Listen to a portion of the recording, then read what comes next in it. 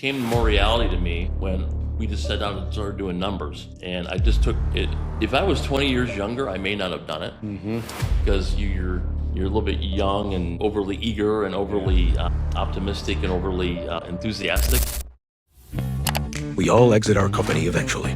The question is, will it be on your terms or someone else's? Strategy matters. Timing matters. The right partner changes everything. Brought to you by Meritage Partners. Here is your host, Brian Franco, author of The Inevitable Exit. This is the M&A Guy Podcast.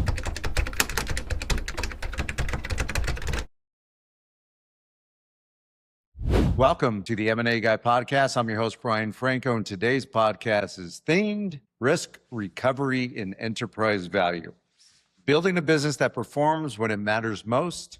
And today I have a great guest, known him a while, respect him a lot, Mr. Jack Hanks. He's a leader in claims and public adjusting space.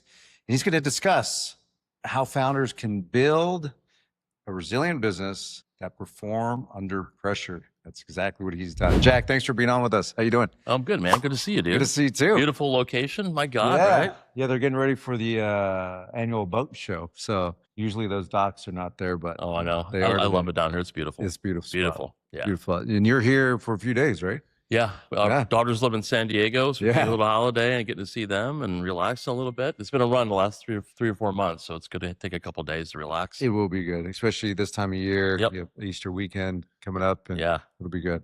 for sure. Yeah, well, enjoy it. So, when we think about the podcast and those listening in, these business owners are different stages in different industries, but the theme in which we thread together really applies to everyone, whether they're in insurance adjusting, whether in manufacturing, it all is themed around the same thing, and that's valuation and transferability, right?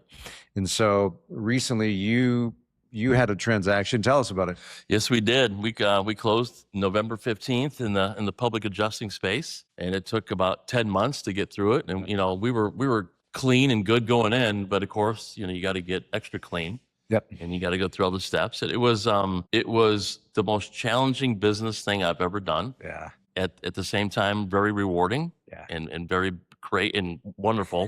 But it takes they call it deal fatigue at the end. I was right? going to ask you, when did the fatigue set in for you? About that. Well, we made it. So Jim, my partner at Gavnet, we have a great relationship, and we were talking the whole time. And we made a joke that when the attorneys when their money gets close to running out, the deal will close. So that's when it did. But yeah, it's the number we had in place early. It was just getting all the it's a new thing for our space, right?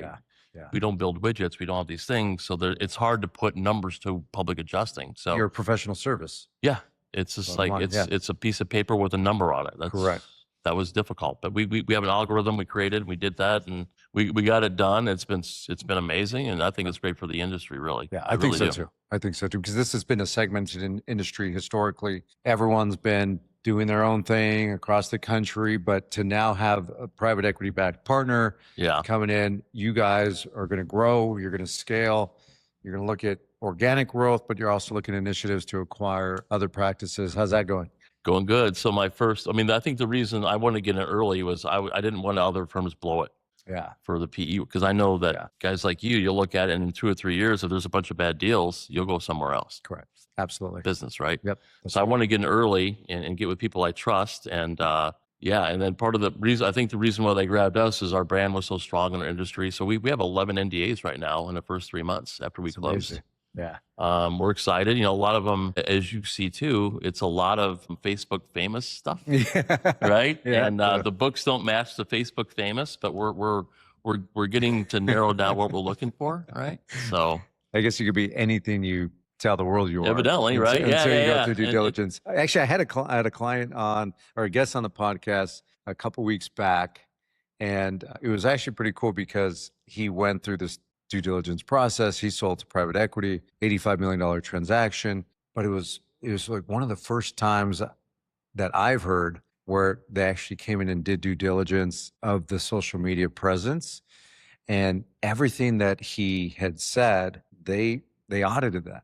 And so here's what came out of it. He legitimately is and was everything he said he is and was, and verified by a third party. Because right now, closest we could get to verified by a third party is a blue check mark Yeah. by our name, but that just costs you, $20 a month. You know, and no due diligence. Facebook and Instagram and LinkedIn are great. It's a great way to grow your brand and great way to get more people and grow your business. But at the same time, you gotta walk the walk. You do. Besides talk the talk. Oh, yeah. And that separates the men from the boys. That's right.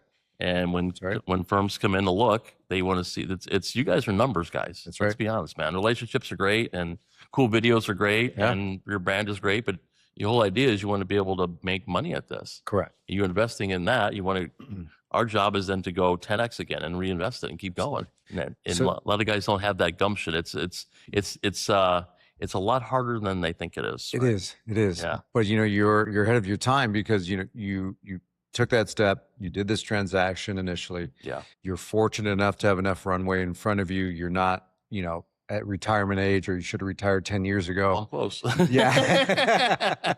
But point being is you have enough runway to go out there, grab some meaningful players. Let's call them all-star players to add to your team to grow and to scale the business. But to your point, your legacy is the brand. Your legacy is the knowledge and the ethics that you come to the industry with. And if you can replicate that and duplicate that around the country, it's better for the industry. It's better for consumers and insurance companies alike. I mean, what we see in this industry, there's adjusters who are great at adjusting claims. Yeah. They're the numbers guy. They're the pushers. They're the policy readers, and they understand it, and they understand coverages. And then there's guys that bring in all the work. Yeah. And very rarely is that the same guy. Yeah. And each has a different value. His whole idea is we're great at bringing in work, and we can bring these operators in who are just great adjusters who struggle getting work, or vice versa. And then we can make that work either way because we have both, right? And that's the cool part about that, right? And then with PE rocket fuel behind us, we just keep reinvesting in these guys. And then the cool part is we can find a spot for anybody if there's talent there, right? Yeah.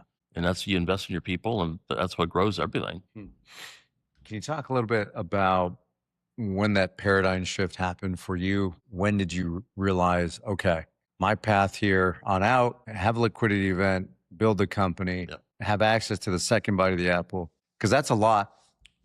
But when did that paradigm shift happen? So we got a lot of offers and a lot of talk, and because it is new in the industry, right? So, and we had a pretty big brand, everybody knew us, and we had a lot of stuff on the table. And I wasn't a big fan of it in the beginning. However, when I got to look at it, I have a very good friend who became our CFO during the process, who's been through roofing companies and things like that. And I trust him with my life, basically. And we just started talking. And then here's the thing, man, I'm 59 years old, right? And with the laws changing every day, every month, it's getting more difficult. We have a huge, we have a $250 million backlog in claims. Right. And it just takes one bad law. A lot of that may go away. Right. So it came more reality to me when we just sat down and started doing numbers. And I just took it. If I was 20 years younger, I may not have done it because you're a little bit young and overly eager and overly optimistic and overly enthusiastic. Right. But at 59, I'm like, man, I have a chance to take some chips off the table. Yeah. I had a wonderful life. I mean, I make great money. My family's great. The industry has treated me. I have friends all over the country, and I've got a lot back. So it's probably time to take some chips off the table. And it's all about risk assessment, right? Risk and reward. Yeah. So I took some risk off the table. I reinvested back in the company. Now I have a 5 or 10 year runway to 10x that again. Correct. So the math was there. It made a lot of sense financially. I mean, my wife and I talked a lot about it, and I'm good at a couple of things in my life, and one of them is bringing in losses and bringing in other firms to underneath our brand. So I put those two things to work, and it's working so far. So it's a different mindset though, a little bit. It is 100%. Yeah. And I was actually thinking when you talked about the younger Jack, the younger you, what do you think it would have taken for you to convince a younger Jack to understand this opportunity? Oh man. So the money is one thing. Yeah. The money in this business is the easy part, weirdly. So my deal was great. And I mean, honestly, I could probably stop working now and be great and be fine. Yeah. But that's not my DNA. So you have to take some of your ego and put it aside. Okay. And when we're young and dumb in our mid-30s, ego's bigger. Oh, we're going to conquer the world. And these PE firms can't show me. Yeah. Well, There's a reason why they went to Harvard and Yale and have all these plaques, right? I went to IU with I got a 2.0 poli-sci degree, right? That's not my thing. So, I mean, there's a reason why they look at stuff, right? And it's about revenue and money. And to me, I probably would have to set myself down and slow it down a little bit and then take the ego away. Because when you're 35 years old, nobody could tell me I'm the best PA in the world. Like I still feel that way, but I'm more humble about it now, right? I'm able to absorb and learn. And but when you're young and a little bit naive and not say stupid, but just naive, right? You think you're you haven't gained the wisdom that you have today. Yeah, exactly. And wisdom you can't read in a book. You experience in years on Earth, really. Yeah, and you know, failures build up, and you start learning. I mean, one thing I'm super proud of is every time we did something wrong, we learn from it, right? It's humbling. Very much so, right? And but you know, the problem in our business industry is there's not a lot of teaching. There's not a lot of people to learn stuff from. So you make all these mistakes at the expense of the insureds. And I wish I could go back and do the first 50 claims over again. I did, because I probably would have did better, right? But yeah, I mean, I wish I would, you know, going back 20 years, if I could sit myself down and say, hey, this is a great, but that wasn't an option 20 years ago. That's right. We were chasing fires off a scanner with a yellow notepad, man. It was just different. So I think it's great for the industry. What I like about it too, Brian, is so the insurance companies are basically private equity firms. Correct. Right? Yes. That's what they are. At the end of the day, they're investment firms. They take premiums in and they reinvest them in real estate and land and stocks and appreciating assets. Heck yes. Yep. They're in business to make money. God bless them, right? And they pay a lot less tax than most, if not all. God bless them there too, by the way, right? I get that. So what enables us to do now on a $3 million claim, if I need to spend $250,000 on an engineer or a meteorologist, I simply fill out a form. If it makes sense, you know, it's a little bit of a gamble. It's at the end of the day, it's my butt. Yeah. But if I believe in that claim and I need to spend that money, I can go get that done, get that claim done, and I'll get it paid. And beforehand, you know, to sit down with an insurer and say, hey, I need $250,000 of your money to hire these experts. Tough conversation. So we're able to compete toe to toe now. Yeah. And I think that's freaking out the carriers a little bit. And I think that's why they're like, oh, PE's bad. Well, no, we're going to level this thing up a little bit. Yeah. You know, we're going to punch you in the mouth a little bit more now. Well, we hear and see the same thing in healthcare. You know, there's a lot of description around private equity owning healthcare companies and how they're the big bad wolf and they're bad for the industry. But you know, when you look at the stats, revenue, private equity owns less than 8% of healthcare revenue. It's a small segment of ownership, right? Yep. And so how much can really 8% of anything do to an entire market or industry? It's like, it's easy to pick on them to that point, sure. Right? Well, but, and in our world, only 5% of claims are representation by a law firm or a police nursing firm. So 95% of the time, much like the 92% of the time, carriers are doing whatever the hell they want. Yeah. Mrs. Jones, it's under your deductible or whatever. That's what they, and I get it. That's what they do. It's for profit. I get it. So we're able to, I mean, they don't like that 5% they don't control. Yeah. I'm a little proud of that, right? I like being that little gnat around their, buzzing their ear a little bit. I mean, I'm not in your space, but I always said, just from personal experience, I always say insurance is a Greek word for we don't cover that. 100%. I joke around. When I retire, I might start my own insurance company and just call it, I'm just going to deny everything. Like every claim denied, and then chase me around for the money, because that's the whole business model, right? So your service, professional service, but you provide this equilibrium between insurers and consumers.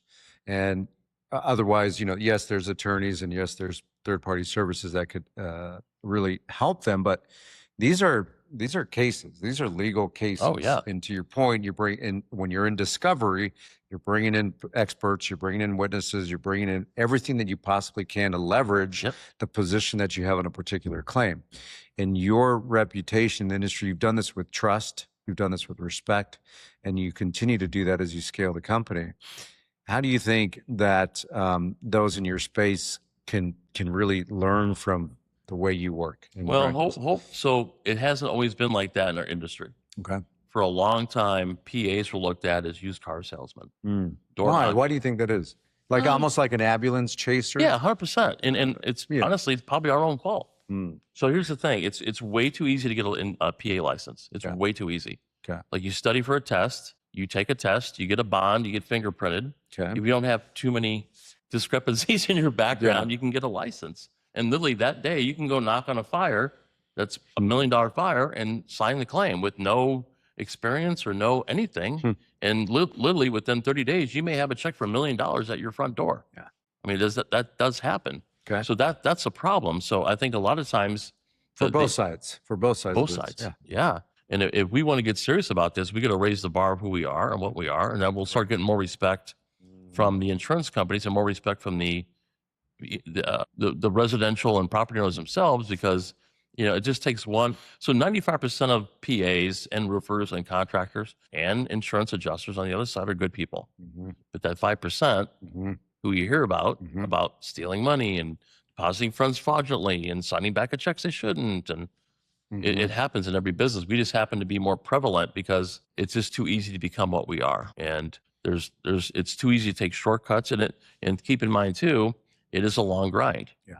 We sign a claim today. It's April 3rd. We may not see a check till October or November. And we've already invested $15, $16, $25, $35, $40,000 into that claim. Not many PAs financially can weather that storm. Right. So a check comes and you're just start robbing Peter to pay Paul. Yeah. Not great. And I think the old guard fell into that a little bit, and they got a little cocky, a little arrogant, and a little too cool for school. Yeah. And insurance companies were like, we're done with this. They start making it more difficult on us. Absolutely. A lot of it's our own fault, sure. I think. Similar to what we saw in 2008, we saw, this was the Great Recession. Contractors, new construction came to a dead halt. Money stopped moving, construction stopped. It was the end of the world, which we never thought was coming.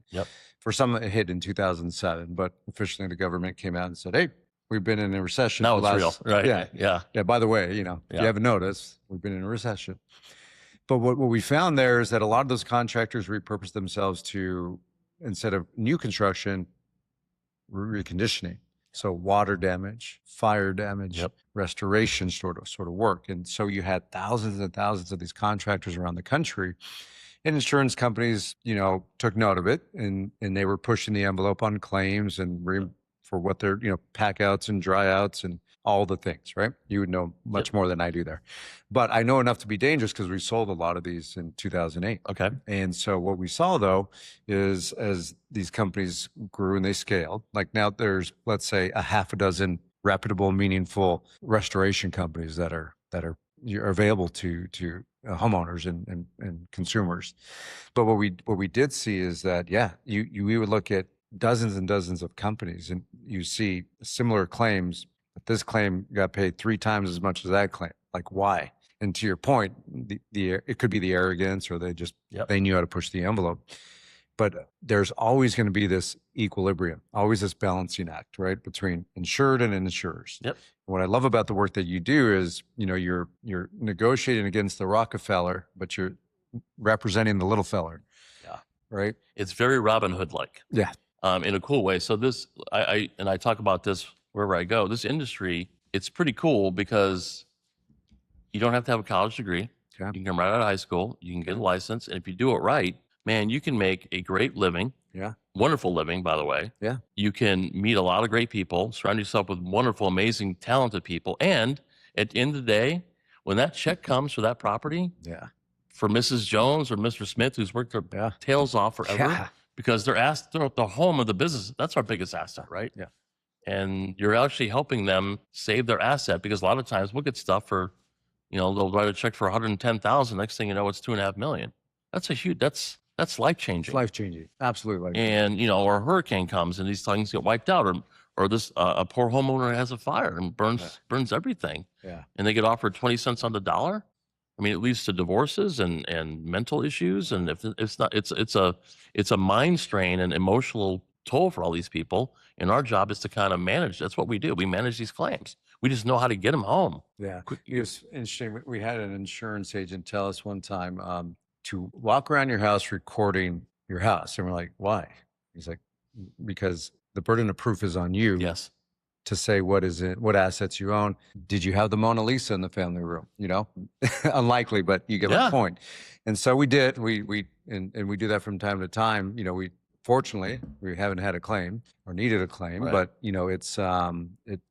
is that good advice? Oh, it's great advice. I mean, here's the whole thing, man. I mean, to sit down and recreate from your brain what you have in your home. Yeah. If you go home today, God forbid, and something happens. Yeah. I mean, spices, makeup, medicine. Think about all that. If you had to go to CVS right now and replace all that stuff, Yeah. 20 grand. I got a couple of bottles of cumin in the spice jar. all, Yeah. all that stuff, right? Yeah. It adds up like crazy, and nobody thinks about that. Next thing you know, you have all these things that you didn't think you even had, and then the insurance company like, here's your 17,000. You're like, what? I have 200 grand worth of stuff. But Yeah. the more proactive and documented you are before something happens, it's great. But nobody does it, right? Yeah, no one does it. Nobody does it. So this is interesting, by the way. Just that was more of a personal, For sure, common question. But when scaling a service-based business like yourself, what do you think the formulation is going forward? And you talked about 10Xing the company. Yeah. What's your thesis? What's your goal? What's driving you right now? Well, I mean, our agenda is to next. So in 2026, we want to bring in 5 firms under our brand. Okay. In 2027, we want to do 20. Great. A little aggressive, but I think we can get there. And then we have a 5-year runway to get to we want to get to $1 billion. Top line revenue. Yeah. Okay. And I think we can do that with the right people, the right firms in place, and the right, branding and the right rocket fuel from the private equity. Correct. Be able to do that. Yeah. Because you need money it burns fast. Woo, it burns fast, right? So yeah, so we have a 5-year plan, and we're actually about a year ahead of schedule already. Knock on wood. Yep. And it's that's the idea though. And then I have a 5-year contract personally. I'll be 64 years old, and my private equity partners keep asking me to extend that, and I'm like, well, we'll see how. I like playing golf. Yeah. So when I'm 64, I might be playing a lot more golf than I am now. But I can always see myself doing something in this business till I die. I just love it. I mean, but yeah, we have a plan in place, and we're executing it. And the key is we have a lot of really smart people around us who know. And the cool part about our platform too is they're not operating our platform. We're operating our platform. So this is one distinction I typically make to clients is that private equity, independent sponsors, capital investors, they need and want financial control because they have a fiduciary responsibility to their LPs and their GPs. They don't want operational control. They want to leave that in hands of good operators like yourself. Yes. Have you found any gray areas in between those two, or has it been pretty solid? So we had a pretty good understanding going in. The reason why I chose the GCP Capital, who we're with, is I had at this age, you get that little voice, and I just had a good feeling about these guys. Intuitive feeling. Yes. Yeah.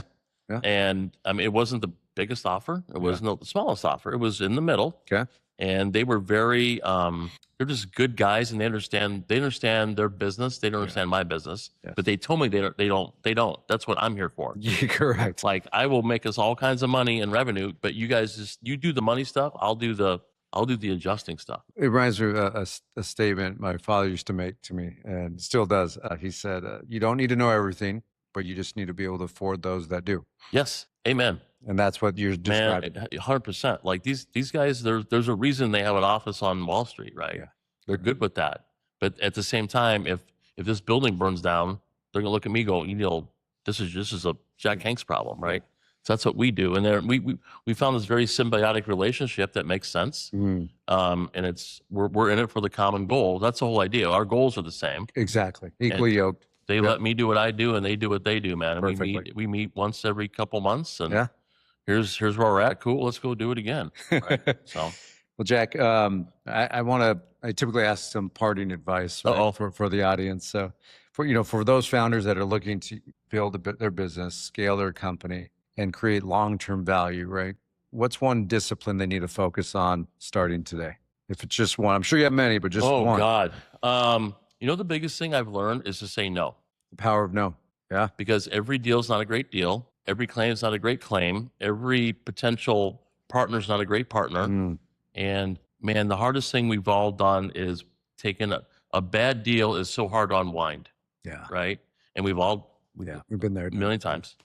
And my biggest thing, when I started listening to that little weird gut thing, like, oh God. Yeah. Once I started doing that, it became a different world. But that comes from getting your head beat in. Correct. and make a lot of bad choices. But once you start listening to that and being confident, respectfully saying no, Yeah. and I'm comfortable, when you get comfortable be able to say no, then you're going to be great. Because then you're not, it's you want to do something, not need to do something. Yeah. There's a huge distinction there. Absolutely. you Different know? mindset too. Yeah. Yeah. And people, and I no offense, I'm sure the Wall Street guys sense that a little bit, right? Because at the end of the day, they're numbers guys, man. And They are. they want to maximize their investment. Correct. And if they sense any fear, man, and you can't, you got to be confident, and confident in the no is the big thing. And that's taken me a long time. Yeah. Same. Long time. Same. Yeah. Yeah. I feel like I'm light speeds ahead of that, today. Oh, But yeah. even the last 5 years, I've turned the corner. Yeah. Yeah. Great. Yeah. Yeah. Yeah. But no, that business intuition, I call it, is key. Like you need to listen to it. And when we're younger, we typically don't because we're so eager. We want to prove something. We can jump off a building and you're going to fly, right? Yeah. Well, I've hit the sidewalk a few Yeah. times, right? I think we all have. Doesn't feel good. No, Doesn't feel good. but the cool what differentiates most of us, we're successful. We get up and we brush it off, but we don't do that again. Correct. We may jump off a different part of the Yeah. building, but we won't do that. You know what I mean? You just Yeah. got to keep learning from that. And what I do see some of these guys keep making the same mistakes over and over again. So I say this often on the podcast. I've never lost money in business, Mm-mm. but I paid tuitions along the way. The dumb tax. It's the dumb tax, right? And so, but if we keep repeating those same mistakes, I mean there's a whole nother classification for someone that does that. But Yeah, that's just I'm happy to have paid those tuitions to know what I know today, or else I wouldn't have learned Same. those lessons, right? Yeah, I've lost a lot of money in this business too, and not the business I'm in, but previous parts of this business. And I would not be sitting here today if I didn't do all that stuff. But I only made those mistakes once, Yeah. right? That's thank Yeah. God. Yeah. Seriously. Well, Jack, I wish you continued success. Thank you. Roll up and retire may be, but to your point, you love this work so much. Yeah. You're not working. You're enjoying yourself. Oh, you know what? Like I mean, everywhere I go, I get to see people I love Yeah. and hang out with, and Yeah. some great dinners and great conversations. Yeah, this will probably never stop. Yeah. Yeah. Good. I hope it never does. Yeah. Yeah. Thank you, Jack. Thanks All right, for man. your time. Thank you. Yeah. And thank you for joining this episode of the M&A Guy Podcast. If you're building a company and want to understand how to run and turn that performance into real enterprise value, we invite you, number one, to pick up a copy of my book, The Inevitable Exit, at inevitableexit.com. And get ready. We're launching the Empire Builder community, where we're going to teach founders and entrepreneurs like you how to build and scale your business so you could attract the right financial investors, whether they be strategic or, like I just said, financial. Until then, keep on building your empire. I'm your host, Brian Franco. Until next week.